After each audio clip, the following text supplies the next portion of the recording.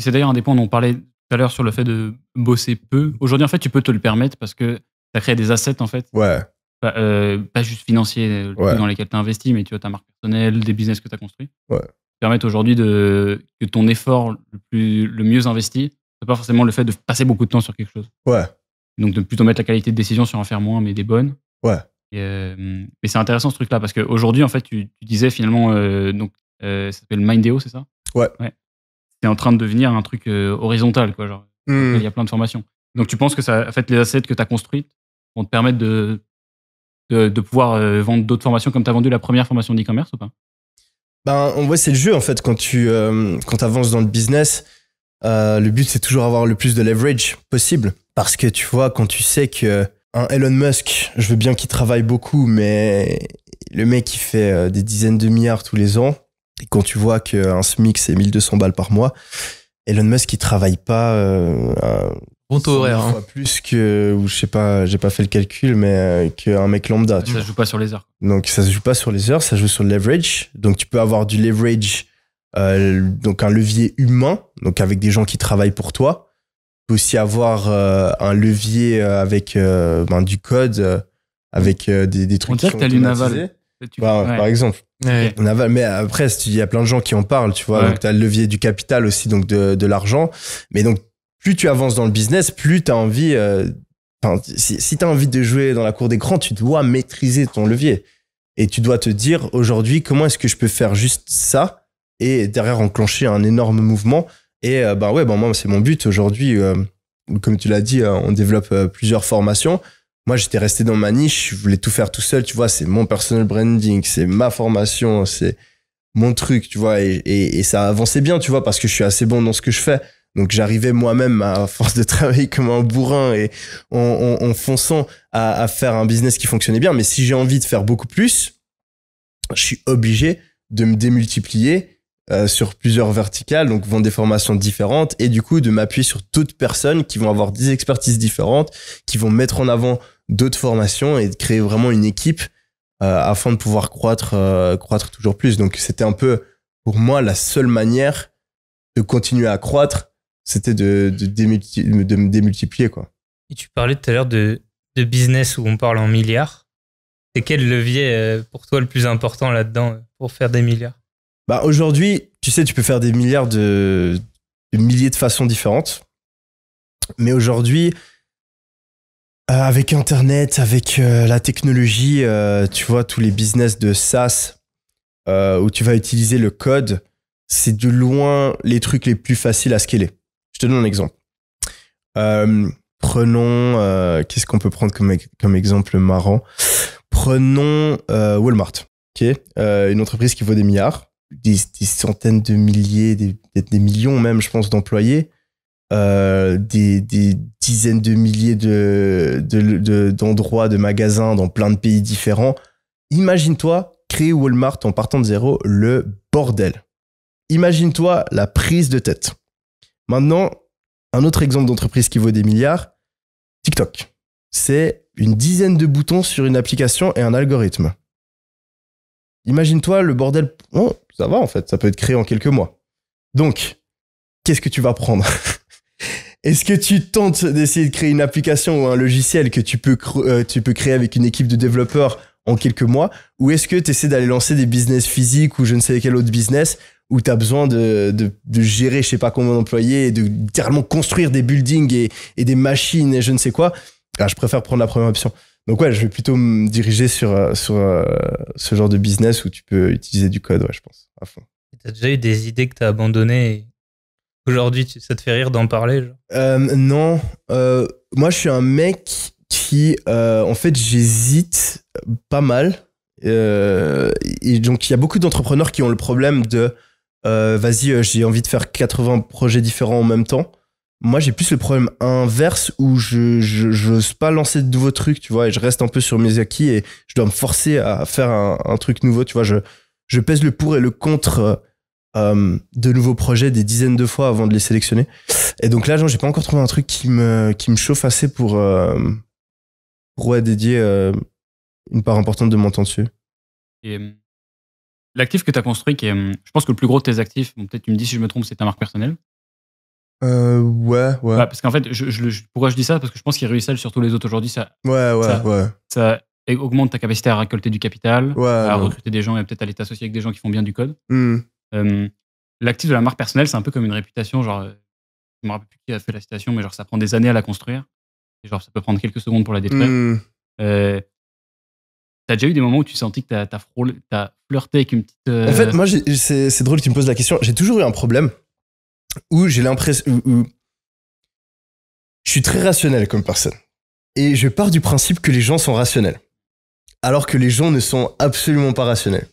Et donc, j'ai fait des trucs où, pour moi, il y allait avoir aucun impact réputationnel négatif qui, au final, ont eu, auprès de certaines personnes, des impacts réputationnels qui n'étaient pas ouf. Je te donne un exemple. Je fais le concours sur Instagram. Ok, j'ai fait le concours avec un huissier. Je suis multimillionnaire. Payer une Mercedes Classe A à 30 000 balles, je m'en bats les couilles. Ça me fait gagner beaucoup plus derrière. À aucun moment, j'ai eu l'envie de ne pas offrir de Mercedes Classe A. Genre, pour moi, ça ne rentre même pas dans mon cerveau. Mais t'as aujourd'hui je pense des milliers, des dizaines de milliers de personnes qui pensent que je fais des faux concours et j'ai jamais offert de Mercedes Classe A, alors qu'il y a une vidéo sur YouTube, alors qu'il y a un huissier, alors que le mec, tu vois, Jérémy, le mec, il poste sa Mercedes sur son Insta, genre, tous les jours. Genre, et en fait, tu vois, j'y ai même pas pensé, moi. Tu vois, genre, avant de faire le concours, j'ai jamais pensé que les gens allaient penser, ou que certaines personnes allaient penser que ça allait être truqué, tu vois. Donc, tu vois, j'ai fait 2-3 trucs comme ça, genre, tu vois, des concours, ou même, tout simplement, le fait de faire du dropshipping ou de vendre des formations sur le dropshipping. Tu vois, aujourd'hui, en France, le dropshipping, une personne sur 2 pense que c'est de l'arnaque. Et c'est que en France que c'est le cas, c'est drôle. Tu vas aux US, dropshipping. Donc, déjà, il y a beaucoup moins de gens qui savent ce que c'est. Et ensuite, l'écrasante majorité des gens disent, ah ouais, non, c'est un type de business, c'est une méthode de livraison. Tu vois, en France, c'est dropshipping, arnaque. Donc, tu vois, rien que ça, pour moi, tu vois, quand les gens disaient dropshipping, arnaque, j'étais là, non, mais attends, non, bah, c'est juste une manière de livrer les produits. Après, c'était là, ouais, non, mais il y a des gens qui envoient pas les produits. Ah ouais, mais ils mentent sur les délais de livraison. Ah ouais, mais ils vendent de la marchandise de mauvaise qualité. Mais j'étais là, ah non, mais, ah oui, non, mais c'est clair que mentir au niveau de ton marketing, ça s'appelle du marketing trompeur. Oui, c'est une arnaque. Ah, ne pas livrer les produits. Ah oui, ça, c'est de la fraude, c'est une arnaque. Ah, mentir sur les délais de livraison. Ah oui, mensonge, marketing trompeur. Et en fait, les gens n'arrivent pas à dissocier les deux. Tu vois, ils mettent tout dans le même panier. Ou même, encore un autre exemple, le fait de vendre des formations. T'as énormément de personnes qui vendent des formations et tu vois, ils disent tu vas devenir millionnaire en un claquement de doigts et derrière, ils te vendent une formation qu'ils ont fait en 3 heures où ils te donnent 2-3 conseils. Ils disent, ah, il faut travailler. Ah oui, il faut faire des publicités. Et il y a aucun travail derrière la formation, ça t'apprend que dalle et puis ben tu te sens arnaqué. Mais les gens, tu vois, du coup, ils arrivent pas à faire la part des choses. Ils peuvent pas se dire, ah, vendre des formations, d'accord. C'est peut-être possible qu'il y ait certaines personnes qui vendent des formations où c'est très peu qualitatif et c'est de l'arnaque, et d'autres personnes qui vendent des formations où ça en vaut largement la peine et tu vas apprendre énormément de choses et peut-être que tu vas faire x100 ton investissement et dans tous les cas, tu vas avoir un surplus de connaissances qui en vaut largement le prix. Et les gens, ils mettent tout ensemble. Donc tu vois, j'ai fait pas mal de trucs un peu sans m'en rendre compte qui peuvent faire penser à certaines personnes des choses négatives sur moi parce que j'ai toujours pensé que les gens arriveraient à faire la part des choses alors qu'ils n'arrivent pas souvent à le faire, quoi. Alors, on a une petite question du public. Yes. Eva. Parce que du coup, on en parlait tout à l'heure en off, que t'es quand même un personnage un peu cliché sur tes vidéos YouTube. Genre, tu disais, il faut mettre des titres assez putaclic, des vignettes, etc. Moi, je me pose la question parce que quand on te voit là tout de suite, t'es pas du tout cliché. T'es ultra simple, etc. Je me dis, est-ce que t'es à l'aise avec ce personnage-là que tu donnes, que tu renvoies? Parce que du coup, au final, est-ce que les gens ont pas une image un peu biaisée de toi, de ce que t'es réellement? Est-ce que t'es à l'aise d'utiliser ça pour vendre par rapport à ce que t'es réellement, en fait? Ah non, c'est une bonne question. En fait, moi, j'ai toujours eu, par rapport à ma réputation et ce que les gens pensent de moi, en fait, je m'en fiche un petit peu tant que ce que je pense moi-même de moi est positif, tu vois. Si je fais un truc, et ça m'est arrivé, tu vois, de faire des trucs où j'ai fait des erreurs, etc.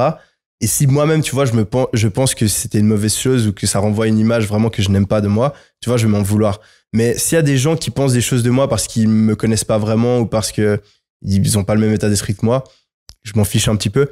Et après, les gens qui vont avoir cette image de moi, du mec qui se la pète, qui dépense son argent, qui est flash, etc. C'est vraiment des gens qui me connaissent pas, même au-delà de me connaître personnellement, qui connaissent même pas en fait mon contenu. Parce que même si tu regardes mes vidéos, tu vois, certes, je vais peut-être mettre un titre où je parle de millions, où je parle d'argent, où je parle de montres ou de trucs de luxe. Mais dès le moment où tu vois la vidéo, tu vois, je me prends pas au sérieux, je suis en train de faire des blagues, tu vois, je me marre. Donc je pense que les gens qui font un minimum d'efforts pour essayer de comprendre ce dont la personne que je suis et les valeurs que j'ai, ils le voient assez vite. Ouais, une interprétation de pourquoi est-ce que les gens comprennent mal le dropshipping, je pense que parce que les gens associent mal le fait que créer du marketing autour d'un produit, ça puisse produire de la valeur pour un client. En fait, aujourd'hui, ce qui pose problème aux gens, c'est qu'ils vont toujours te sortir le même argument, c'est ton produit est disponible sur AliExpress.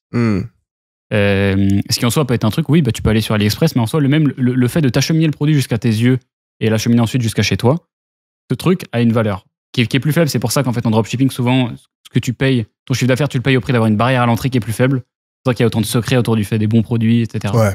Mais j'ai beaucoup de mal, en fait, à... Mais ça, tu vois, comme raisonnement, c'est super compliqué, tu vois, et faut qu'on soit honnête. La plupart des gens n'a pas le niveau de compréhension business que t'as et a même pas l'envie de l'avoir. Et aussi, une partie des gens n'a même pas la capacité de l'avoir. Et donc, du coup, malheureusement, tu vas forcément avoir des gens, tu vois, qui vont pas comprendre le truc. Tu peux l'expliquer autant de fois que tu veux. Il y a quand même une grosse partie des gens qui vont toujours penser, parce qu'ils n'arrivent pas à faire la part des choses, tu vois. Mais l'erreur que j'ai faite, c'est moi de penser, ok, moi je sais que c'est ça la vérité, donc les gens vont le comprendre. Alors que si t'es vraiment rationnel, tu sais que les gens vont pas le comprendre. Et donc t'agis en connaissance de cause, tu vois.